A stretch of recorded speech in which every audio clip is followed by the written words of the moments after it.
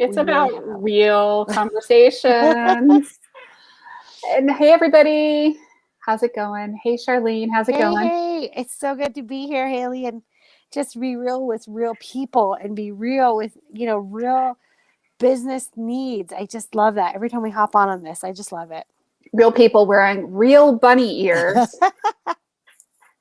Hey, you know what, guys? It is Easter soon, and I always think, man, I love Haley's ears. Those are dope. Where's your kitty cat? She needs to have her ears on. Yeah, she's not here yet. I'm sure she will make an appearance here at some point today. The things we do. I've been wandering around in bunny ears all day. It's interesting seeing people try to take me seriously wearing bunny ears. That's kind of the point, is like throwing people's minds for a loop. I know.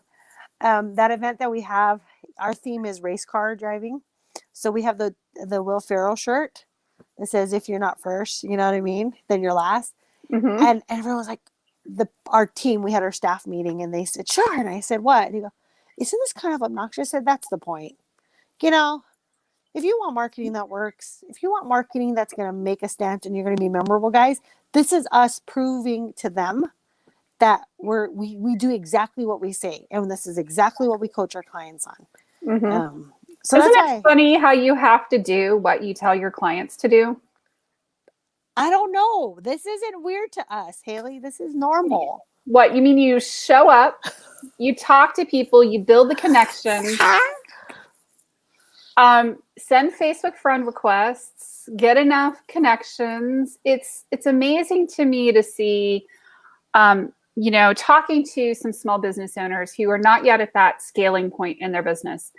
I hear a lot of I don't have any clients yet.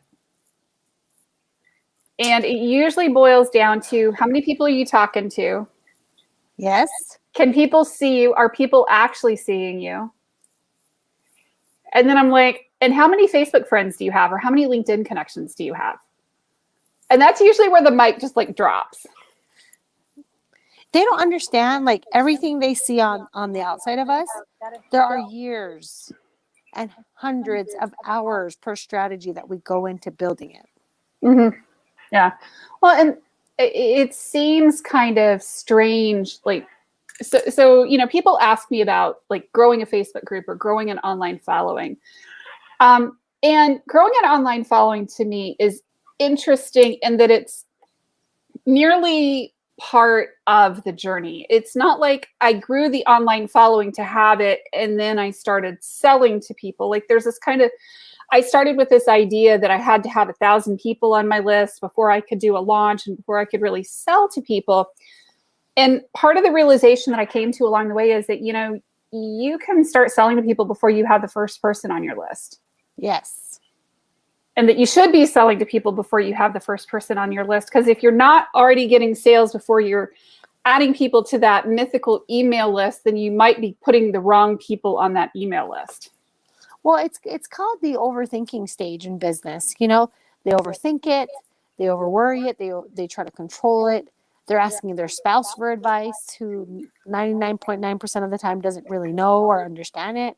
Yeah. So here they are in this why is everyone progressing except me? And I'm like, because you're so stuck on being perfect at the start, mm-hmm. that you're not allowing yourself to even see there's a proof that someone wants your product. Can you even sell your product? Right. Well, and a lot of the challenge is learning to do the sales, because people get really icked out by the whole sales process. And I'm not talking about, y'all, so just to be clear, I am not talking about the sales process as go find a friend on Facebook. Y'all, don't do this. Go find a friend on Facebook. I can't tell you how many people have done this to me in the last week alone. And I'll accept a connection because I'm like, oh, look, they've got, 40, 50, 100 connections. And the next thing I know, I've got somebody sending me a DM going, hey, do you need a VA? Or, hey, do you want to come join my Facebook group?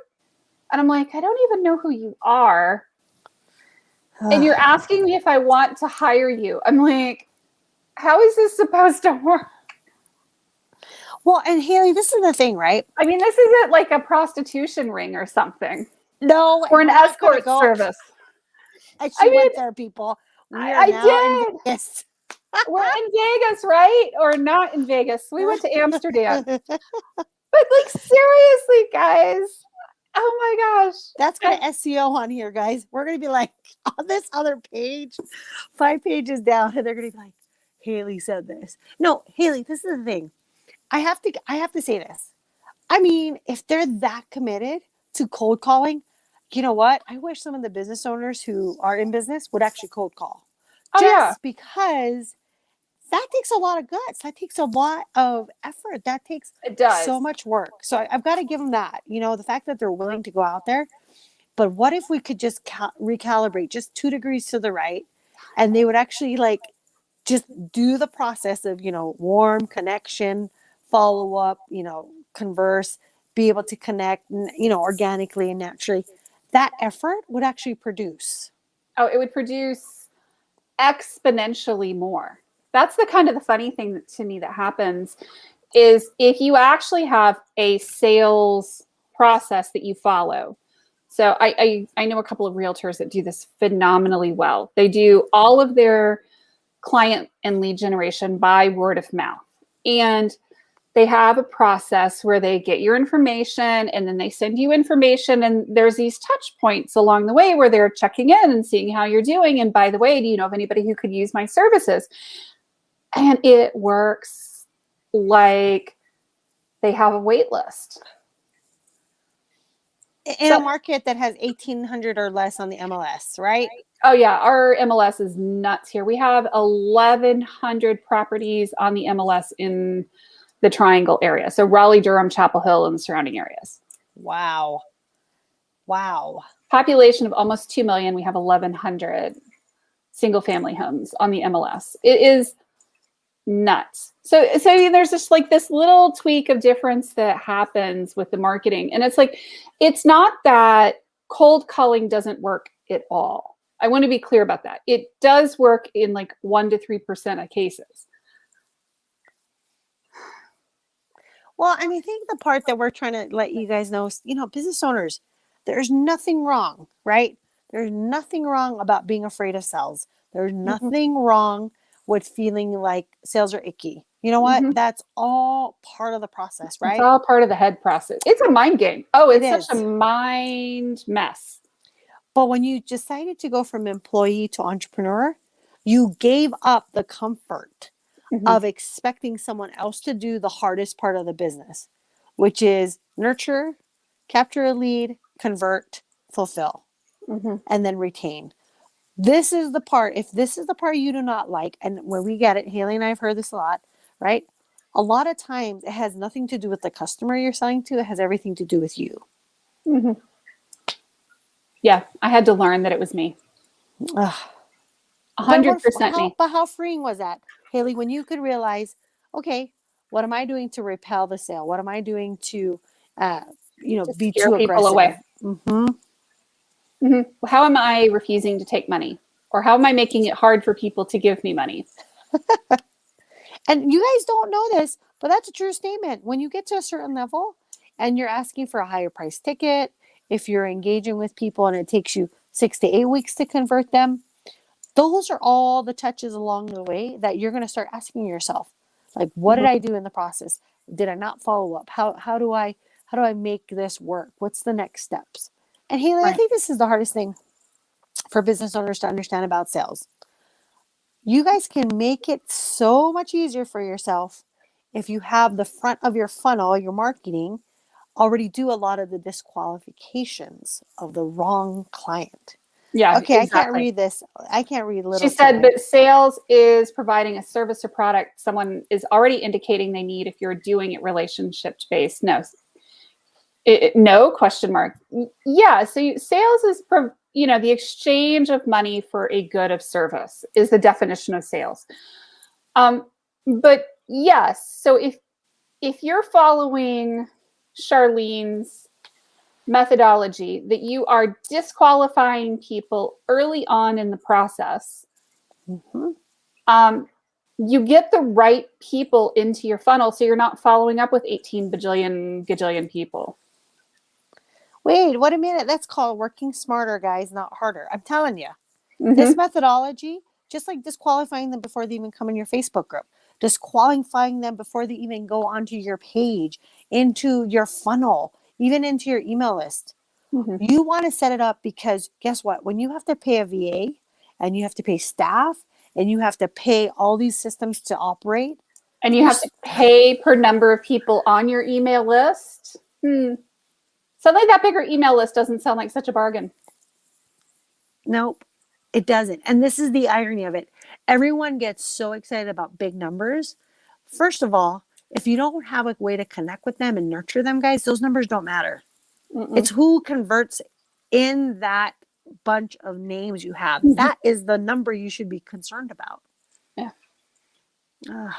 I hope that answered your question. Percentage of conversion. But yeah, absolutely. Hopefully you are, selling to somebody who's already indicated that there's some kind of, interest in what you're doing. That's what I think makes sales so hard a lot of times is we don't understand the social selling signals that people give us online, in the online space, because there's a lot of subtleties and it's really hard because you can't read facial expressions, you can't read body language, you can't read tone of voice. So you lose all of that and you're seeing what they're typing and what pictures they're posting. And Lord only knows, for all y'all know, I might just really be a dog with a human mask on. Or maybe I'm just a rabbit, comes out once a year.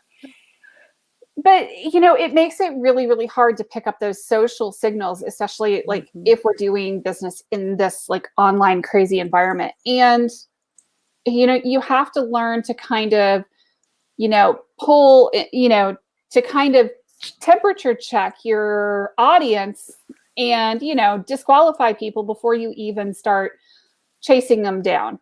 Yes. And I think this is the hardest thing, guys. You have to first start with yourself. Mm-hmm. Is it a worth grab? Mm-hmm. Is it some sort of ego, that you need to be, mm-hmm. Kind of like we call it like scattered energy, where you're like, I wish I was everywhere and you never do anything really well. Some of you have to ask this really hard question. Can you even onboard 10 new clients a month mm-hmm. without having, 3 new employees and, 15 automation? Like, you guys have to really ask yourself, like, growth can implode a business. Mm-hmm. So you have to figure out where that sweet spot is. If you want 2 new clients a month and, they're $500 each and you're like, hey, sure, that's what I can manage. Great. But you have to set the expectation in your business so that you're not out there trying to qualify 200 people if you only can take 2 a month. Yeah, totally. And I mean, Lay gives this example. Sometimes people want to offer me what they have for sale, but they don't even know whether I use what they're selling. This is frustrating to me. Even if they knew me, they wouldn't be asking in many cases. That's pre-qualifying people before you go into the sales pitch. That's clearing people out and disqualifying them on the front end of the funnel. And I'll be honest, I probably would hire qualified VAs if I could find them. But one of the things that would make me terrified of hiring somebody who has that kind of a sales tactic is that they're going to then turn around and try to use it on my behalf. That's where it gets messy, guys. You have to control that part when you're trying to make a high touch. If you guys are the touch in the business, if you're that piece that converts them, right? Like, yeah. And guys, we're not saying you don't need the support or help. We're just saying, what part of the sales process are you willing to let someone else control? Yeah. That's the hardest question to ask, because a lot of entrepreneurs, especially when they're solo, they're very much wanting to control. And then that's what hurts their business. Mm-hmm. Totally. Yeah, no, I think it's an interesting thing when we're talking about sales and marketing and how the two relate. And I think that marketing done well. So we were talking before we got on tonight, because we will sit here and talk for days.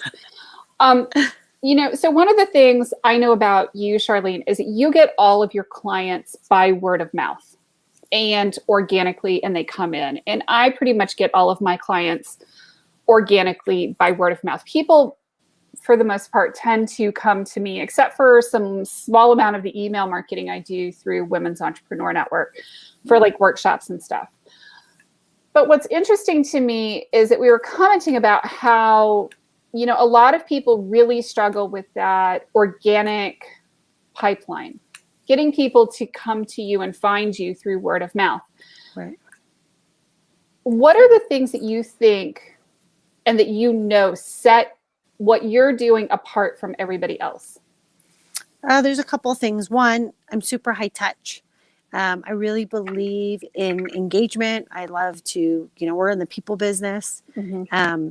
Two, my teams are very, you know, high touch as well. When they're inviting people into the group, when they are connecting with people who have inquiries, you know, I'll give Leah, you know, kind of the ideal client that I'm looking for, and she'll go out and prospect for that. So I give them a lot of direction. Mm-hmm. But one of the things that really set us apart, Haley, like that's the foundational piece. But one of the biggest things is I love to collaborate. You know, today Mm-hmm. you, me, and Jill did that really well with a 3-day, you know, Mm-hmm. 50-minute workshop. I feel like when there's a collaboration, especially with, you know, like-minded energy, you know, just really top level, you know, collaborations like you and Jill, it makes it easy for me to support the growth because I feel like the energy gets to allow us to attract that. Mm-hmm. A lot of other people don't do, you know, what I always say, hey, Haley, let's collaborate. Let's, Mm-hmm. you know, hey, Jill, let's do that. That's a very, very different way of selling. And I don't think it's because, you know, people understand collaboration. I think people feel like it's competition when it's really not. Mm-hmm. And so when you say, you know, Char, what do you do different? That's a huge rock. You know, I collaborate with tons of my clients in brick and mortar as well as online. But that's the magic when everyone's playing, you know, for the win. All of us are playing for the win. Mm-hmm. Yeah, that to me is one of the big things, is that you're out there in front building partnerships and collaborations with people and connecting with people and bringing more teams together and finding ways to leverage it. Right. Because people want to help and serve. This is probably the power of it. People want to help and serve, you know, their clients and their partners. The problem that they're trying to always solve is, you know, I want that person to feel supported every single step of the way. So that's why collaboration is good. That's why, you know, I have referral partners. That's the reason why we create, you know, 3-day workshops, because wherever you are in your business, guys, when you're on the other side of the table, right? When you're buying services, Mm-hmm. you want to make sure that you have someone competent enough to understand all those different stages of your business. Mm-hmm. And that can't happen with just one person. It has to happen, you know, in a collective, a group of people who actually lead that. And that's why, Haley, you know, you and Jill are so dynamic, is because you've gone through those stages where a lot of these business owners have not even started in, you know, the scale and grow phase. They don't understand if you build the right CRM now, it's going to help you later. Mm-hmm. And the right task management system and the right onboarding process and the right throughput process and client reporting and monthly status reports and all of the things. Exactly. And I'll say something. Today I had a really interesting conversation with one of my clients. He told me today, Char, you know, I've been doing my taxes and, you know, getting everything ready. I said, what's going on? He said, I looked at 50% of my revenue has come from you. And I just said, thank you for letting me be a part of it. Thank you for allowing me. He goes, no. He goes, Charlene, you really live collaboration. You really live wanting to help everyone. And he, you know, he goes, I'm thankful because I didn't realize that until I did my numbers and saw that 50% of my revenue has come from you. That's proof, guys, that collaboration has nothing to do with competition at all. No. We are here to help each other grow. Absolutely. And I mean, that is the cool part, is that, you know, the rising tide lifts all ships. Collaborating. It's a totally different way to look at business, though. Well, Haley, why do you think it's not done? Why do you think people don't do it? The pie isn't big enough. Isn't that too bad? It's huge. If you and I, if you get clients, then you're going to be taking clients away from me, right? That's unfortunate. Yeah, they do think that. That is true. Mm-hmm. They do think that. Technically, y'all may or may not know this, but Charlene and I could technically be considered competitors, except for the fact that we work with totally different clients. And I don't know about y'all, but there are so many small businesses out there and big businesses and middle-sized businesses that need help, that need what we do, that there aren't enough people in the industry that know what they're doing to serve all of the businesses. And why wouldn't you guys want to have people you trust? Mm-hmm. Why wouldn't you want to have good business owners, right? And I'll use Haley as an example of why, the WEN community has been really great for me and my team, is because Haley walks the talk, guys. She is exactly what you get. She's integral. She's smart. She knows exactly what to do. She's just raw. She's just brutally honest. Why wouldn't you want to be around those kind of people? I think it scares people sometimes. Well, it scares people, Haley, because it scares themselves. It has nothing to do with you or me, because that's not our jam. Our jam is about, hey, how do I help you win? Mm-hmm. You know what? Here's people I want to send you to. Can you help them? That's not hard, guys. Mm-hmm. Yeah, learning to collaborate with people and do referrals out and do those things expands the pie for all of us. You guys should have learned this in the pandemic, right? If you think about it, who got through the pandemic? Those with relationships and those who are willing to be innovative and pivot with things that probably were uncomfortable, probably not part of their wheelhouse. But guess who survived? Those companies. And guess who's going to thrive? Those companies. Absolutely. It's all about creativity, isn't it? Yeah. Well, and it's like doing it with the right people, right? I want to do business with people, of course, who you know and you like and you trust, but I want to do business with people who get it. Mm-hmm. Same.